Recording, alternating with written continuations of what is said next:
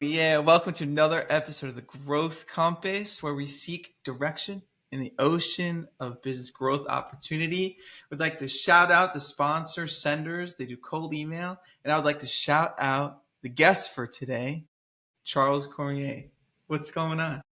Hi, my man Blake. Nice to be on your pod. You're doing a great job with these pods. Well, thank you. I have a really awesome group of people around me helping me do it. How's it been so far? As a host, what have you learned in that short journey?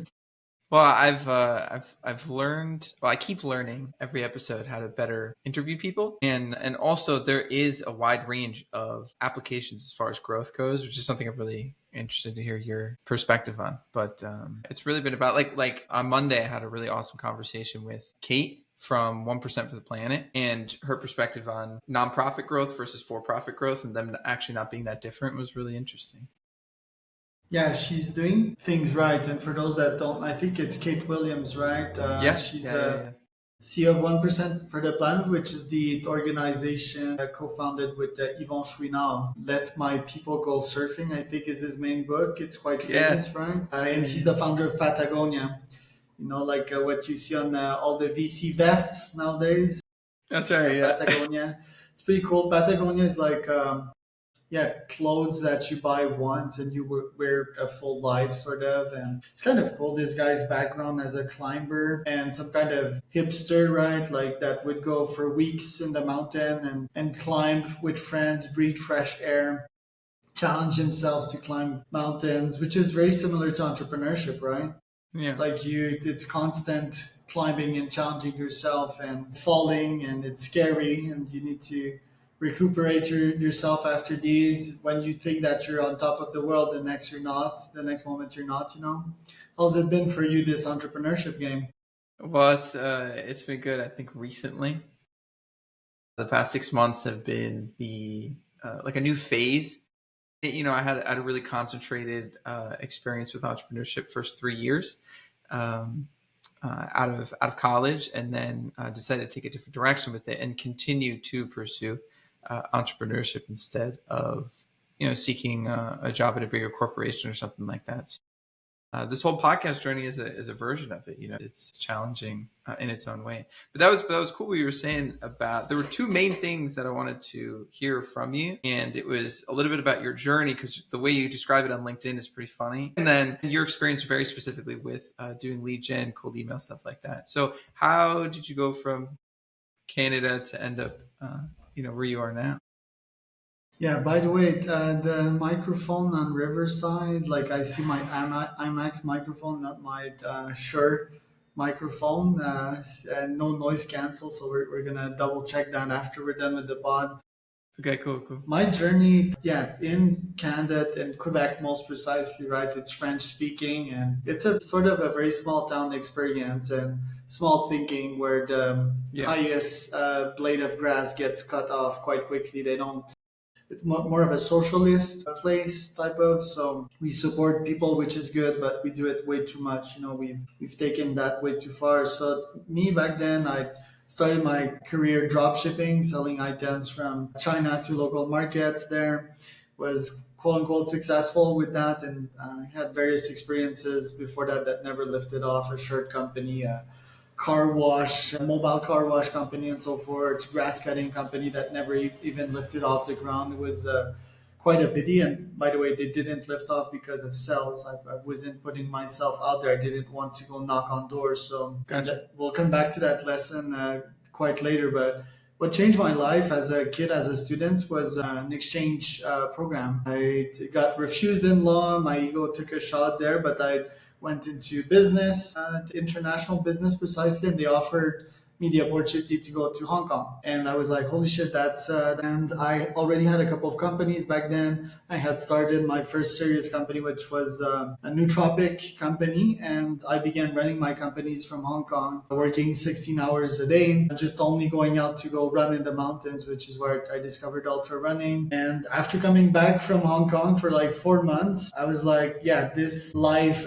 back at my parents' house is boring and I need to leave the nest, right? I had various companies. I just had dropped out from a partnership with my first mentor that I had an agency with. And I was like, okay, now I'm fully on my own. It's me and my businesses, right? I won't go get another job or anything. I started working with realtors. Realtors are quite physical people. I How would long do, ago? How that was 10 years ago. 10 years ago? Okay. Yeah, and I did Facebook ads for realtors. So realtors, if you've ever worked with them, they're quite physical people. And for me, I was like, I don't want to stay here in Quebec. I want to move. And I was scared to start my digital nomad journey, right? But I booked the first ticket to Mexico, to Oaxaca, precisely where I am today. I met my wife there. I was traveling with a friend back then. He dropped out of the journey, and yeah, I could run my businesses from a distance with these physical realtors. I would just call them on a line 2 phone, it's called, on an app, and share my screen. Before it was cool, right? Before Zoom, that was like 2017. And I traveled with my wife for 3 to 4 years after Wow. that, while running my businesses quite successfully. And we decided to settle down after COVID because COVID, being a digital nomad, COVID wasn't too practical, right? Couldn't travel anymore. And yeah, since then it's been quite fun. But if you think about it, it's night and day, right? It's a guy from Quebec that decided to attack international markets, and that's been quite successful at it, and really went from 0 to 1. And I would attribute that mostly through mindset, through not being scared, to my ability to take risks, to be creative, right? Nowadays, I'm pretty much obsessed with podcasting and mostly AI, as you know. Yeah. So was when you had started your companies, was it because you were super passionate about marketing type of lead generation, or was it more so you're passionate about having your own business, you're just going to find a way to do that? Passionate about money, like, so that's always my lesson for young entrepreneurs. You don't start a business for fun or because you're not employable. You started for the love of money, right? Like Kevin O'Leary would say, the harshest of all sharks. You did it for the love of money. First, it was my dropshipping business. Before dropshipping was cool, I think it was like 2015, quite literally. Yeah. Buy shit online and resell it at the 50x markup. And then you're like, okay, I was working like 3 jobs at a time. I think I was paid like $10 or $12 an hour. And instead of being paid $10 an hour, I was now being paid $50 an hour. So I was like, oh, magic, there's money in there. My dad's an entrepreneur, so I've been inspired by that, but it's always been my ambition and my thirst for money. I won't call it greed necessarily, but that's what gets you started in business, right? And it's also what kills a bunch of entrepreneurs, because once the dry period starts, some of them will drop out. They won't continue. They're like too discouraged and their ego takes a shot, right? But then the magic ingredient that you add to that is endurance. So I did endurance sports for quite some time. I did my first marathon, I think, was 7 years ago. And that taught me to keep on going and to have grit, right? So Huh. that's been quite hard. So when you talk about a love for money, is it the love for the lifestyle that money allows, or is it the love for the ability to continue growing your business with that money? Is it both? Yeah, well, nowadays my passion is different than what it was, but what got me started is money. Nowadays, I mean, money is still fun, right? But once you've traveled the world, once you had like all the toys, I think, yeah, it's something, it changes. It's more like Ikigai-ish nowadays. Nowadays, it's more like what's fun for me, like what I can add value to the world, what I can get paid for, what I'm good at, and what is fun for me. So I go more with Ikigai stuff. So, for example, 2 weeks ago, I started this B2B humor newsletter. Why? Because at first I was just like, okay, I prompted this AI to be funny as shit, right? And then I was like, oh, these jokes are actually good, right? I used humor right before bed, just to relax myself, because you're always too stressed as an entrepreneur. And I was like laughing in bed, it's like, this is fucking funny. And I was like, okay, I could make money with that.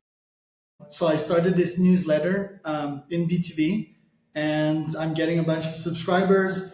We're now offering the humor GPT. to people, and we're also offering or writing service or copywriting services to write humorous content for businesses, which has a very high payoff. And I will say that last but not least, it's an AI moat, because AIs are quite serious, right? And AIs are, you need to prompt them to be funny, because most AIs will not be funny because it offends people, right? So it's a moat. There's a legal moat in AI, but there's also like what people or the people behind these AIs will allow them to do. Yeah. And they don't want these AIs to be funny, because it will frisk some people the bad way. So I do think that this business can scale over the next couple of years. And I do advise for people to go Ikigai instead of money first. How quick was the transition from when you had that idea to when you built out the business to whatever that means for you? Yeah, instant, but I will tell you that I had various podcast guests that were in the humor space. They weren't necessarily having a humor business, but they were using humor as a front end to attract clients, right? One is Benny's friend, Jack Kuveke. He's been on my podcast. By the way, he'd be an amazing podcast guest. I can talk to him. He can come here. This guy writes hilarious shit on LinkedIn. If you go follow his profile, it's like How you spell that? satires. Kuveke, Kuveke. I'll connect you with him after we're done here. All right, awesome. And Thanks. this guy was on my podcast, right? So it all starts with the podcast strategy, which is market research. You interview people, you ask them the right questions, you quiz them about their business models. Jack, it's just that I wasn't sure that he was actually making money from this, because his front end is satire, but his back end is serious. His back end is finding money for startups, right? So like finding money for startups is ultra serious. You're dealing with VC, which is like super serious people, and the front end is like super humorous and funny. So it's like this disconnect, right? So me, I was like, okay, I'm gonna launch a front end funny as shit, and the back end is gonna be funny as shit too. So there's not gonna be a disconnect between the sales part and the actual product part too. And I will last tell you that even in the cold email game and the posting/content game nowadays, I am infusing humor into my posts, right? Into my cold emails and into my LinkedIn posts. Why? Because people are just tired as shit of AIs writing posts on LinkedIn. You just know it's an AI. But once there's humor, there's like, oh, that person's creative and this might not be an AI. So I'm super bullish on that. So it seems like when anybody can like goes and looks you up, it seems like there's a million different things that you're doing. How would you describe what it is that you're doing? Like lead gen, cold email, this humor AI. How would I'm you growing my brain before anything else, and I've always had the thesis of if you're the smartest in the room, you'll be the most paid. This thesis has not been confirmed yet in the last decade, but it's about to be, Okay. because AI is like super accelerating, and people can talk all they want about human emotions and trust and all of that, but the best buy from the smartest, right? So me, when I've developed my little empire here, is a market research tool, right, in which I can get data about everything that I'm doing. I'm interviewing, and I can start micro SaaS and confirm these theses out there. And basically, I've been starting mostly agencies as of yet. I think that SaaS, we're about to hit a time in which it gets way less complicated with tools like Replit, with tools like Lovable and News Bolt, for example. These tools allow you to create SaaS very quickly and monetize on them, but it's not been the way in the last decades. So what I've been starting is agencies to get even more data, serve customers while getting paid, and you're getting paid like very nice amounts, and potentially create a SaaS, a sub startup in which you can have a nice exit. So that's been my thesis for a while. Nowadays, what I do precisely, I help clients launch their own podcast, get on podcasts, because I think podcasts are the best tools to get insights, to get data, to get sales, to get partners, investors, to get new neurons in your brain. So I consult with people for that and create content, of course, right? And get paid by AdSense, get paid by sponsors and clients and so forth. So I think the podcast, they check all these boxes, and yeah, people pay me on a monthly basis for that. I have a roster of about 12-ish clients right now. It's going pretty well, although the first quarter of this year has been pretty quiet. And from that, I create new startups. I test them and I see if they can live or die. For example, the founder humor one, I think is going to be a success. It's been alive for a couple of weeks now, and I can also see the product market fit, which is interaction on my posts, which is people asking me like, hey, can you do that for me, for example? So in brief, I'm a product market fit consultant that use podcast as a main weapon. Okay. So with your experience, I guess using that label, the product market fit consultant, with your experience with all of these different growth tactics, are the tactics that you use for your own business for growth different or the same for the ones that you use for your clients? No, they're the same. And by the way, what's you can notice the genius of the front end and back end thing that I mentioned, right? We do humor on the front end, we deliver humor on the back end. We do podcasts on the front end, we deliver podcasts on the back end, right? So me, I attract most of my clients that way. I get them on a podcast, and then I'm like, hey, do you want to be on 10 other podcasts? Hey, do you want to start your podcast, right? So what I preach, what I do is what I also quote unquote sell for my clients. So they don't need to look really far when it comes to case studies and what works and what doesn't. There's also like a network effect in that because every host is also a guest, right? So they can interchange appearance with all my clients. I'm building a SaaS with that. By the way, that's called podgun.com. You can go check out the website. It's not finished, but you can see the concept. It's a podcast marketplace, right? So Interesting. yeah, I'm quite bullish on podcasting, and as you notice, like my philosophy is launch extremely quick. I'm Right. bootstrapped, right? So I don't raise capital on anything. That allows me to move way faster and to discover product market fit fast and in a different way than what's normally available out there. And yeah, I also built all of that in public. So I share the results of these experiments on LinkedIn and on my newsletter. And I also make money from that, right? So I make money from consulting. I have paid newsletter. I'm making AdSense from YouTube pay me. I have affiliates paying me. So I have all these sources of cash flow that fuel more experiments. It's pretty fun. So can you talk more about, obviously I'm interested in the state of cold email, how people are cold emailing. There's a lot that has happened as far as it fits into an ecosystem of growth. And you're very knowledgeable about cold email as well. So when you're talking about this growth strategy of podcasting, how, does it make sense to understand it as cold email is completely separate, or like how does cold email or any other growth tactics fit into this podcast It's a channel? start, like it's the start of my podcast funnel, cold email. Because why? Because it's the lowest cost per lead. Simple as that. And the offer is good, right? We're not spamming people because it's like, can you come on a podcast? Podcasting is the best offer ever. So it is the start of everything. I own the cold email agency for now 4 years. Just to walk you through like my agency journey. My first one was jack of all trades, so websites and AdWords and all that shit. Then after that, I specialized into Facebook ads.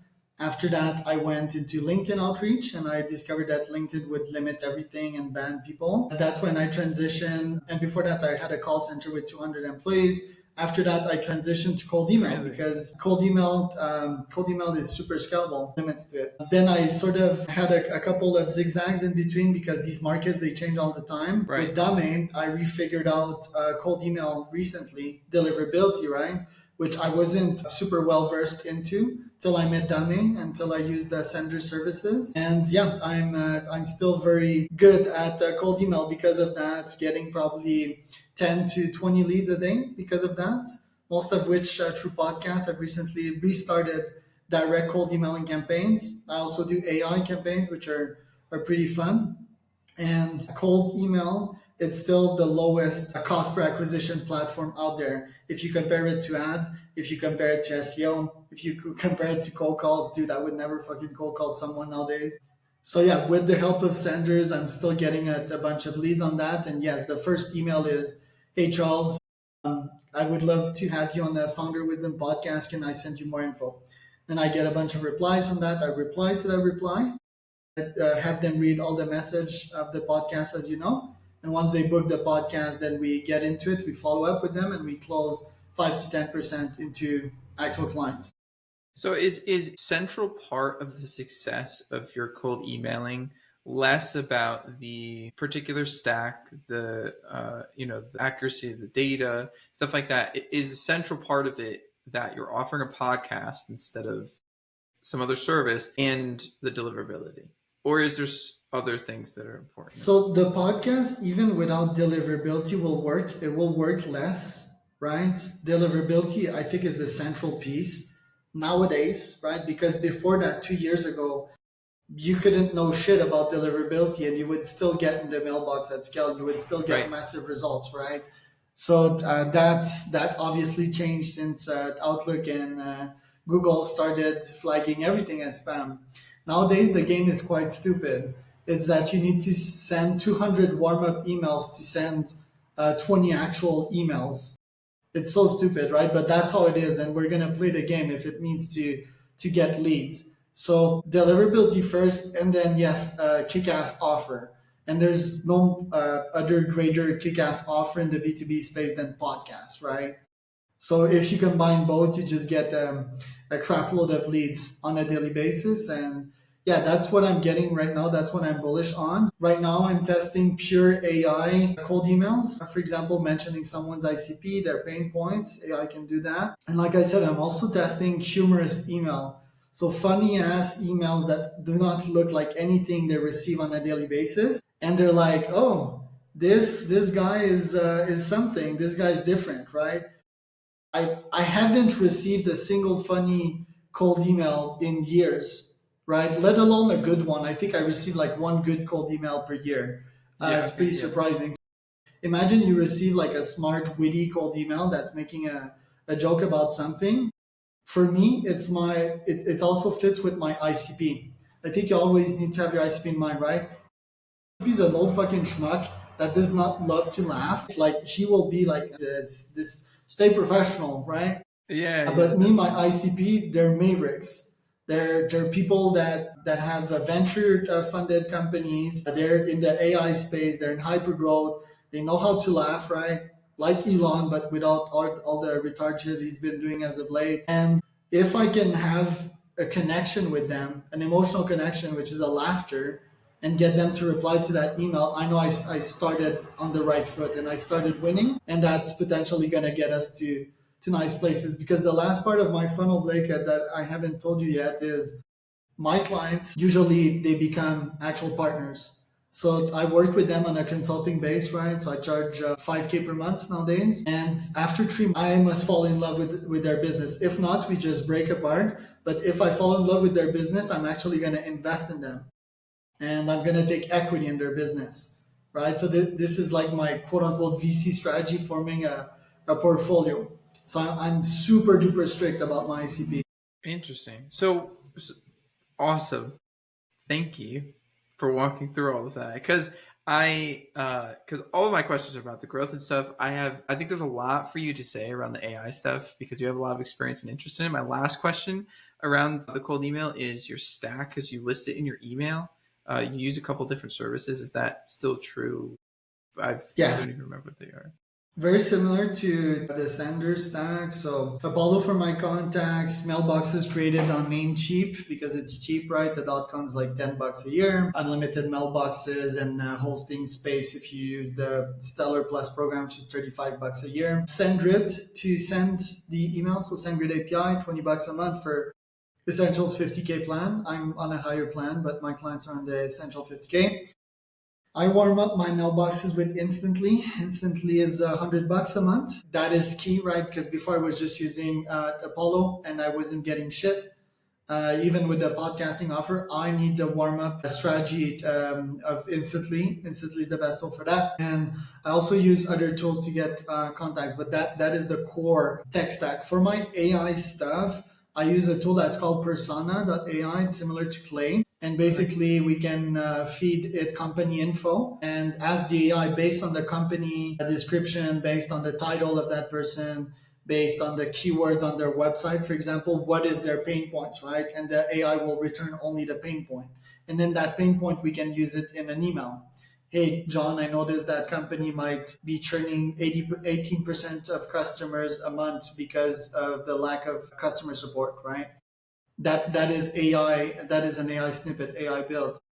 We can send that at scale and get a bunch of results. There's very few people, even nowadays, using AI to get more clients. So that is the core of my tech stack. If you're talking about the podcast now, I prefer StreamYard. I hate fucking Riverside. Yeah, yeah, yeah. I mean, I can't even change my mic now. And you must have been hearing like all these cars passing by in my background. But shout out to Riverside. No, StreamYard is way better.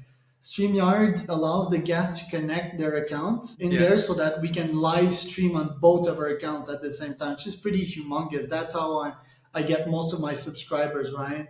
Then it's live, right? It's the only platform that allows live streaming on Twitter, LinkedIn, and all of these platforms. I use Opus to cut these videos into shorts and republish them on LinkedIn, YouTube, and all of that. What else do I use here?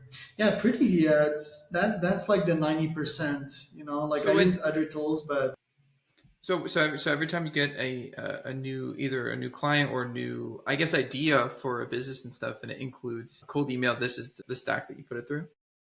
yeah. Every time I have, well, for example, the humor one, the front end is not cold email. The front end is a LinkedIn newsletter, which is very odd, right? Like a LinkedIn newsletter. Why? Because LinkedIn newsletter can get a bunch of subscribers instantly. If you already have followers, you just publish it and everyone is noticed, and you have a higher percentage of ending up in people's feed.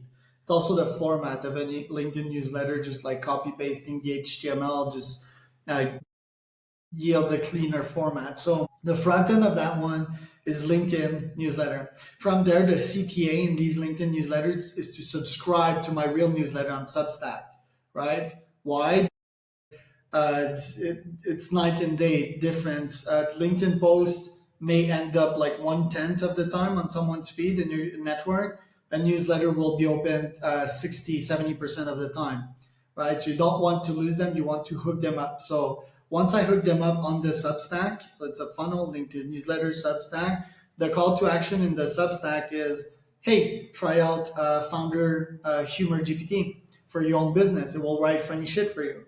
And once they get the content, Founder Humor will redirect them to an actual link to book a call with us so that we can fully write the content for them.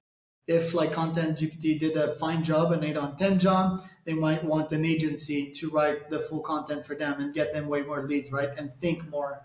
There's a lot of thinking there. So it's a full funnel. And to answer your question, it's always a different funnel for every business. I mean, if it's going to be B2B, yeah, sure, you can start with cold emails. Generally, it's the best. Also, the podcast funnel is always the best. But with every different idea comes a different funnel. Me, in my case, my ICP always stays the same. I don't want to work with anyone else than like high performing CEOs and founders that are funded mostly in the AI era, like very high performers, YC type So of yeah, founders, Y sure, Combinator, yeah. but it's always different, the funnel. So if there's a business that does not have the capacity to host a podcast, would cold email still, in your opinion, would cold email still be effective for them? Yeah, if we use humor in these cold emails, Okay. if we write like funny ass emails, we can get people's attention, but they'll need to accept that first. They'll need to trust me on that. Most people don't trust them. They're like, oh, my reputation and Yeah, this yeah. and that. So humor or AI, right? And AI is still very tricky. I would go with humor first because AI, there's still a lot of room for fucking things up. Yeah, yeah. Like your AI can write nonsense shit and it can send it at scale, right? I have like double review on all the AI outputs that I get. But yeah, it can. And what I mean by messing up things is that what do people do when they don't like an email, right? They report it as spam. And then it's the end of you. So you got to be careful with that. Charles, that was unbelievable. Thank you so much for walking through that. I have two more questions for you. The first one is, generally speaking, we've talked about it a lot already. If there's one thing, one stance, one opinion, one cool thing that you could talk about as far as AI goes, what you're talking about when you say AI, and then your opinion about it, that'd be awesome. So the world is about to end, Blake. Okay. I'm not kidding. I mean, we're in a very, we're about to hit a very dramatic era. AI has been getting exponentially smarter and is already able to replace 80, if not 90% of online workers, very smart people, me included. But I'm a freak, I'll adapt, and I never give up. So that's my main edge and my main moat. And I can get to AI modes. I've talked about the humor mode as well today.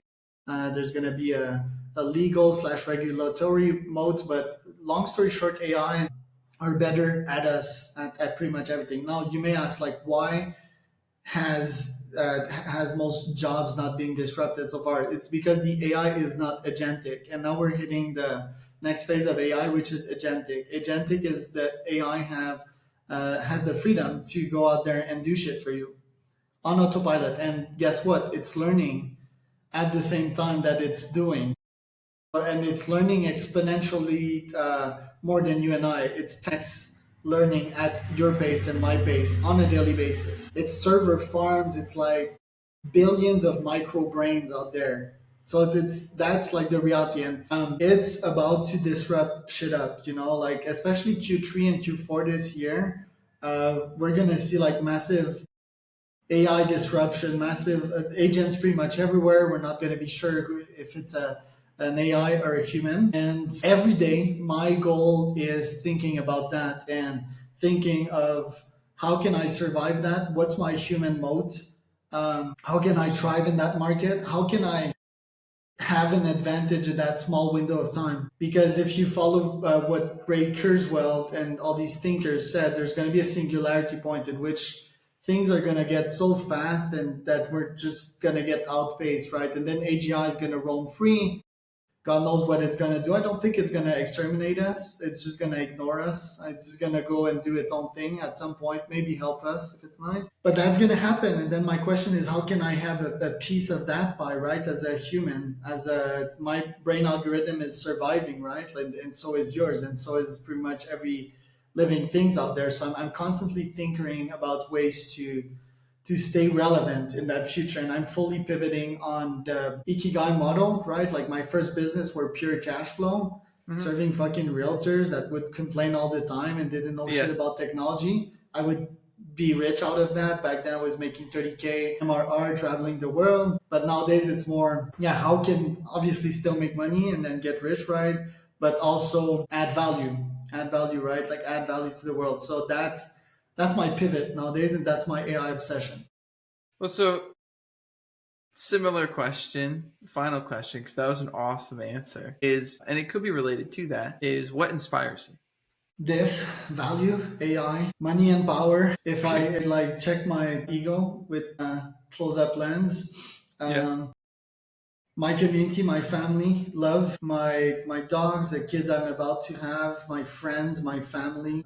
It's a pretty fun life as well out here, and just contemplating like a good old dumb philosopher would at night, just going on my roof, watching the stars, thinking about AI, humanity, and my place into all of this, right? And being brutally honest as well. The other part of humor that I haven't told you is that it's very much self-deprecating. Probably like 60 to 70% of my humor content is shit about me, like dumb shit, right? Like I'm such an AI bro myself, and it's probably 70% of that content's about that. So laughing about your human nature and trying to grow neurons along the way, and also grow heart cells around the way, try to be kinder, try to be a better human being and constantly add value. So that's probably like my purpose and what I seek to achieve, and quote unquote legacy. We didn't talk about that, but I don't want to die either. I'm like the Brian Johnson type of